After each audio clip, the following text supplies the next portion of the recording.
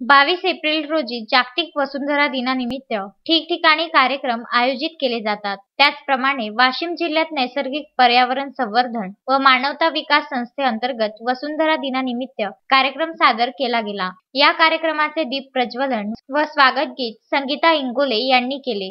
सरस्वती पूजन रुपाली देशमुख यांनी केले। अमरजीत कौर कपूर यांनी पर्यावरणावर कविता सादर केली। तसेच अर्चना मंत्री यांनी सुद्धा स्वरचित कविता सादर केली। रुनवाल यांनी संस्थेबद्दल माहिती दिली। कार्यक्रमाचे प्रास्ताविक अर्चना कदम तर सूत्रसंचालन दीपा वानखडे व आभार प्रदर्शन सोनाली गर्जे यांनी मानले। कुमारी वेदांती गर्जे व आरोही परडकर यांनी पर्यावरण गीतावर नृत्य सादर केले। शंभवी ठाकरे व ओवी कदम यांनी वृक्षगीतावर नृत्य सादर केले।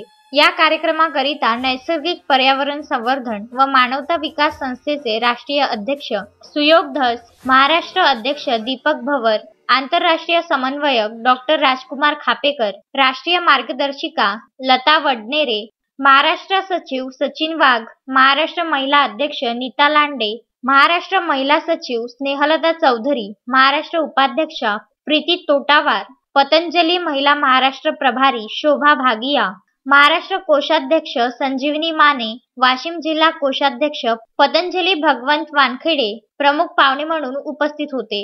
या कार्यक्रमाकरिता नैसर्गिक पर्यावरण संवर्धन व मानवता विकासचे सर्व सदस्य ऑनलाईन उपस्थित होते। कारंजा येथून विदर्भ न्यूज करिता अक्षय लोटे यांचा हा वृत्तांत।